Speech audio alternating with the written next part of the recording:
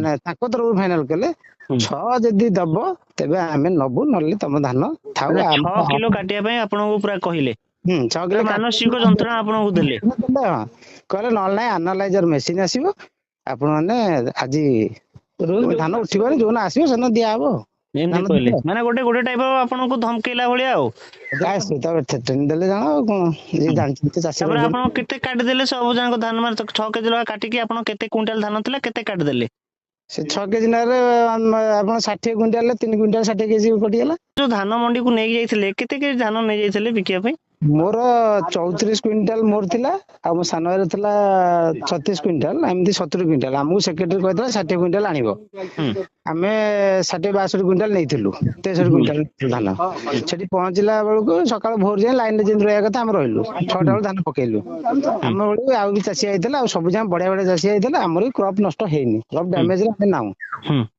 ତେଣୁ ଆମେ ସେଠି ଯାଇ ପହଞ୍ଚିଲୁ, ପହଞ୍ଚିଲା ପରେ ସେଠୁ ତାର ମିଲର ଗାଡି ଆଇଲା 10ଟା 11ଟା ବେଳକୁ ଆଇଲା। ଆମର ପୂଜା ବି ଦଣ୍ଡି ପୂଜା କଲେ ଆରଏମସି ବାଲା ଆସିକିରି, କଲା ପରେ ସେଠୁ ମୁଁ ଟିକେ ଘରକୁ ପଳେଇଲି। ମୁଁ କହିଲି ମୁଁ ଯାଉଛି, ମୋ ସିରିଏଲ ପଡିବ, ମୁଁ ଟିକେ ଗାଧେଇକି ପଳେଇ ଆସେ। ଯେହେତୁ ଆମେ ପୁରୀ ଯାଇଥିଲୁ, ପୁଣି ଗାଧେଇକି ସବୁ ଗଲୁ। ଗଲା ପରେ ସେଠି ତାର ମିଲର ଆସିକିରି ତାଙ୍କର କୁଆଡେ ପହଞ୍ଚିଲା, ଆରଏମସି ବାଲା ତାଙ୍କର କଣ ଡିସକସ କଲେ 10 କିଲୋ ଫାଷ୍ଟ ତାଙ୍କ ଭିତରେ, ନାଇଁ 7 କିଲୋ ତାଙ୍କ ଭିତରୁ ଫାଇନାଲ ବାହାରିଲା। 7 କିଲୋ କାଟିବା ପାଇଁ ସେଠୁ ଆସିକି ଚାଷୀ ମାନଙ୍କୁ ଜଣେଇଲେ ଯେ 7 କିଲୋ କଟା ହବ, ଆପଣ ମାନେ କଣ କହୁଛନ୍ତି କୁହନ୍ତୁ। ସେଠୁ ଆମେ ସେଠୁ ଠିଆ ହେଇଥିଲୁ, ଆମକୁ 7 କିଲୋ କଣ କଟା ହବ। ସେଠୁ କହିଲେ ତା ଭିତରେ ଆରଏମସି ବାଲା କହିଲେ ଆଗେ ମଶ୍ଚର ଚେକ୍ କରିବା। ଆମେ କର, ତମର କେତେ ନା 17 ହେଲେ ଆମେ ନବୁନୁ।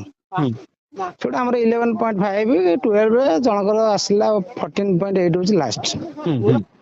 ତାପରକୁ ଆଉ କାହାର ବି ମଶ୍ଚର ଆସିଲାନି। ଧାନ ବି ଦେଖିବା ପାଇଁ ପୁରା ଚିକ ଚିକ ସୁନା ଭଳିଆ ଥିଲା, ପୁରା ଭଲ ଧାନ ଥିଲା ଆପଣଙ୍କର। ହଁ ପୁରା ଜବରଦସ୍ତ ଧାନ ଥିଲା। ଆମର କେତେ କେଜି କାଟିଦେଲେ ଆପଣଙ୍କର? ସେ ଯେତେବେଳେ ଆମେ ଏମିତି କଲା ପରେ ସେଠୁ ଆମେ ସେଠୁ କହିଲୁ ନା, ଯେତେବେଳେ ଆମେ ଜିଦ ଧରିଲୁ ସେଇ 3 କିଲେ, ସେ ଆଉ କିଛି କଲେନି। ଆମେ ସବୁ ଖାଇବା ପାଇଁ ପଳେଇଲୁ ସବୁ ଘରକୁ। ଧାନ ଜଣା ହେଲା, ଏମିତି ଆମେ ଆମ ଭିତରେ ବଦଳ ବଦଳ କଲୁ। ସାରିଲା ପରେ ସିଏ ଆମେ 3ଟା ବେଳକୁ ସେ ତା ଭିତରେ କହିଲେ ଆରେ ଯୋଉ ଇଏ ଆସିଥିଲେ, ଆମର ବିଡିଓ ସାର୍ ଆଇଥିଲେ। ବିଡିଓ ସାର୍ କହିଲେ ଯେ ମୁଁ 4ଟା ବେଳକୁ କଣ ମିଟିଂ ଅଛି, ମୁଁ ଆପଣଙ୍କୁ ଜଣେଇବି କଣ କଟା ହବ। ସେ ଆଉ 4ଟା ବେଳକୁ ଜଣେଇଲେନି। ଆମେ 4ଟା ବେଳକୁ ବାଧ୍ୟ 4:30 ବେଳକୁ ଦଣ୍ଡି ସେଠୁ ସେମାନେ ତାଙ୍କ ତରଫରୁ ଫାଇନାଲ କଲେ 6 ଯଦି ଦବ ତେବେ ଆମେ ନବୁ, ନହେଲେ ତମ ଧାନ ଥାଉ। 6 କିଲୋ କାଟିବା ପାଇଁ ଆପଣଙ୍କୁ ପୁରା କହିଲେ, 6 କିଲୋ ମାନସିକ ଯନ୍ତ୍ରଣା ଆପଣଙ୍କୁ ଦେଲେ। କହିଲେ ନହେଲେ ନାଇଁ ଆନାଲାଇଜର ମେସିନ ଆସିବ, ଆପଣ ମାନେ ଆଜି ଧାନ ଉଠିବନି, ଯୋଉଦିନ ଆସିବ ସେଦିନ ଦିଆହବ। ଏମିତି କହିଲେ, ମାନେ ଗୋଟେ ଗୋଟେ ଟାଇପ ଆପଣଙ୍କୁ ଧମକେଇଲା ଭଳିଆ ଆଉ। ଟ୍ରେନିଂ ଦେଲେ ଜାଣ ଆଉ କଣ, ଯିଏ ଜାଣିଛନ୍ତି ଚାଷୀ। ତାପରେ ଆପଣ କେତେ କାଟିଦେଲେ ସବୁ ଯାକ ଧାନ, ମାନେ 6 କେଜି ଲେଖା କାଟିକି ଆପଣ କେତେ କୁଇଣ୍ଟାଲ ଧାନ ଥିଲା କେତେ କାଟିଦେଲେ? ସେ 6 କେଜି ନେଲେ ଆପଣ 60 କୁଇଣ୍ଟାଲ 3 କୁଇଣ୍ଟାଲ 60 କେଜି କଟିଗଲା। 3 କୁଇଣ୍ଟାଲ 60 କେଜି କାଟିଦେଲେ ଆପଣଙ୍କର ପୁରା। ସେ 60 କିଲୋ ସମଥିଙ୍ଗ ହେଇଥିଲା, ଯୋଉ ଆମର 60 କେଜି କୁଇଣ୍ଟାଲ ଉର୍ଦ୍ଧ, ସେ 3 କୁଇଣ୍ଟାଲ 72 କିଲୋ ଆମର 6 କେଜି ହିସାବରେ ମାଇନସ କରିଦେଲେ ଆଉ। ଇଏ କଥା ସରକାର ଆପଣଙ୍କୁ ଲାଗୁଛି ଶୁଣିବେ? ସରକାର କହୁଛନ୍ତି କଟନୀ ଛଟନୀ ନାହିଁ, କିନ୍ତୁ ବାସ୍ତବରେ ଆପଣଙ୍କ କଟା ହେଇଯାଇଛି। ଇଏ କେମିତି ଲାଗୁଛି ଆପଣଙ୍କୁ?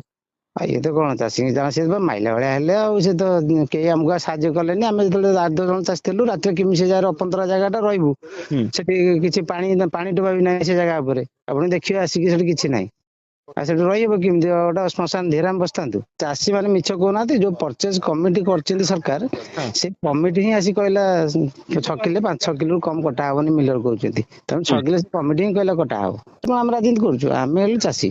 ରାଜନୀତି ଯାଉଛୁ ନା କୌଣସି ମିଟିଂ ଯାଉ କାହାର? ଆମେ ସେ କଥା ନୁହଁ, ଆମେ ଚାଷୀ ହିସାବରେ ଏଇଆ ଗଲୁ, ଆମକୁ ଆସି କହିଲେ, ତେଣୁ ମନ୍ତ୍ରୀ ତାଙ୍କର ପାସପୋର୍ଟ ମାରିଦେଲେ। ଆମର କଣ?